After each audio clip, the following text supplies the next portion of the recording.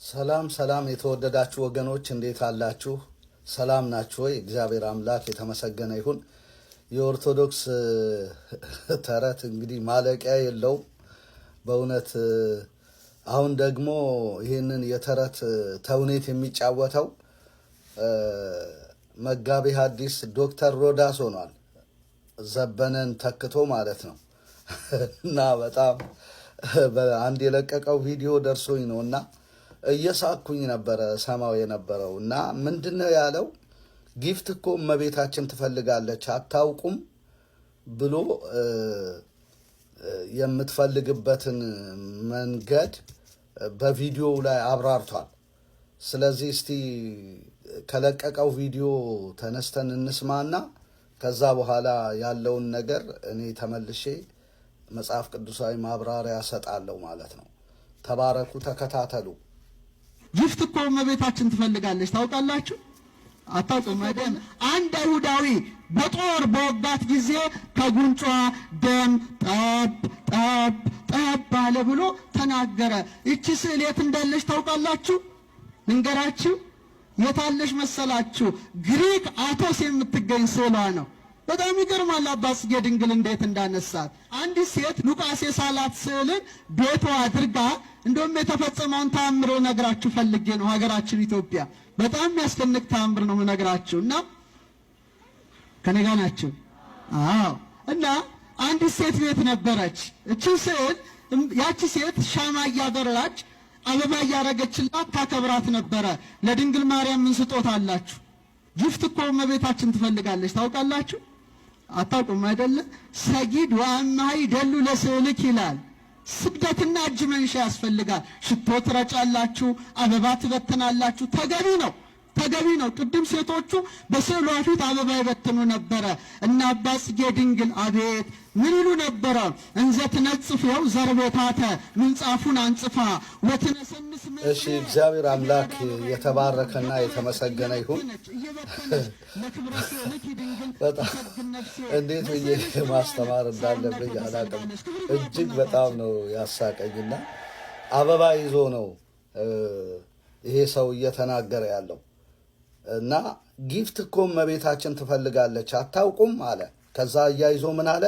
አንድ አይሁዳዊ በጦር በወጋት ጊዜ ከጉንጯ ደም ጠብ ጠብ ጠብ አለ ብሎ ተናገረ። ይቺ ስዕል የት እንዳለች ታውቃላችሁ? ልንገራችሁ። ግሪክ አቶስ የሚገኝ ስዕሏ ነው። በጣም የሚገርም ነው። አባ ጽጌ ድንግል እንዴት እንዳነሳት ብሎ ተናግሯል። እና ጠብ ጠብ ጠብ የሚለውን አበዛ ዶክተር ሮዳስ። ከዚህ በፊት በነበረው በሰራሁት ቪዲዮ ላይ ከስዕለ ማርያም ላይ ጠብ ጠብ ጠብ እያለ የሚወርደው ፈዋሽ ወዟ ብሎ ያ ጠብ ጠብ ያለውን ወዝ ነው ተጠራቅሞ ለመድኃኒትነት ወደ ኢትዮጵያ የተላከው። ስለዚህ በነፍስ ወከፍ ባይደርሳችሁም ይህንን ገዝታችሁ በበርሜል ውሃ ውስጥ ውሃ አዘጋጅታችሁ እዛ ውስጥ ቀላቅላችሁ ብትጠጡ ብትጠመቁ የበሽታ አይነት በሙሉ ከናንተ ይራገፋል ብሎ ነው የተናገረው። እንደውም አንድ ሰው ሲናገር ምን አለ?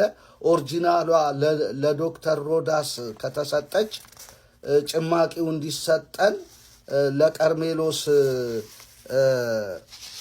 አስመጪ ድርጅት ይንገርልን ብሎ አንዱ በኮሜንት ጽፏል። ኦሪጂናሏ ለሮዳስ ከተሰጠ ጭማቂውን እንዲሰጡን ለቀርሜሎስ አስመጪ ድርጅት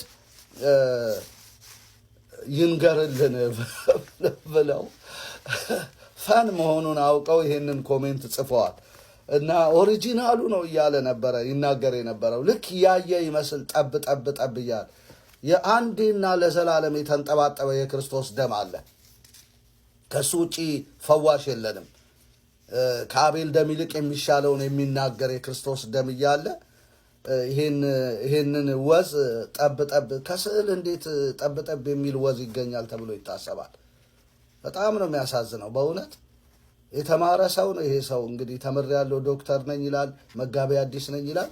ተረት ነው ሁል ጊዜ ሲያወራ የምንሰማው እና ያሳዝናል። ለማለት ነው። እና አንድ አይሁዳዊ በጦር በወጋት ጊዜ ከጉንጯ ደም ጠብ ጠብ አለ ብሎ ተናገረ።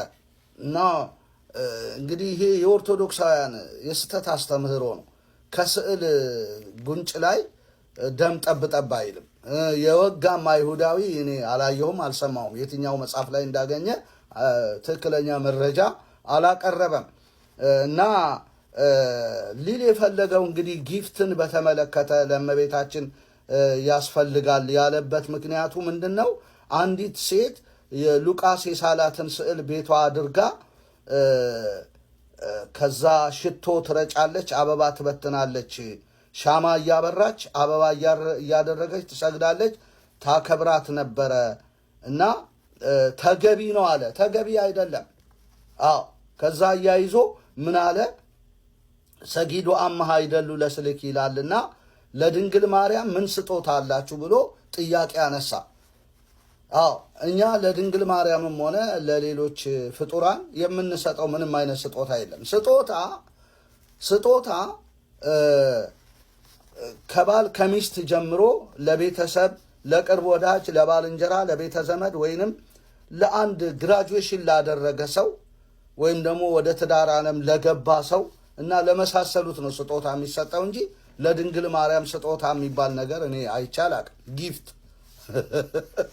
እንግዲህ እኔ ዶክተር ሮዳስን የምመክረው ምንድን ነው? ጊፍት መስጠት ከወደድክ ከሚስት ጀምር።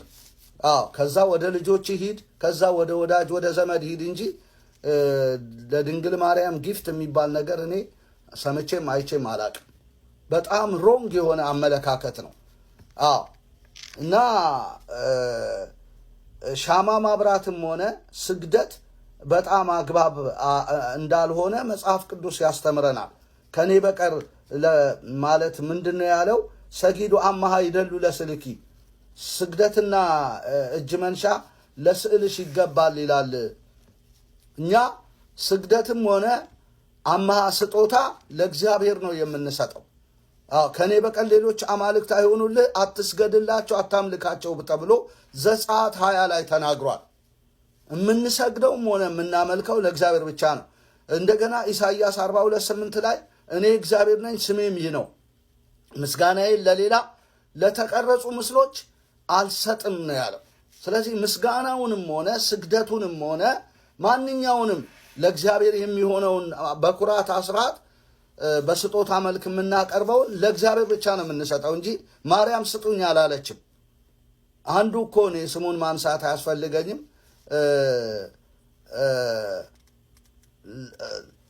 ለአክሱም ማርያም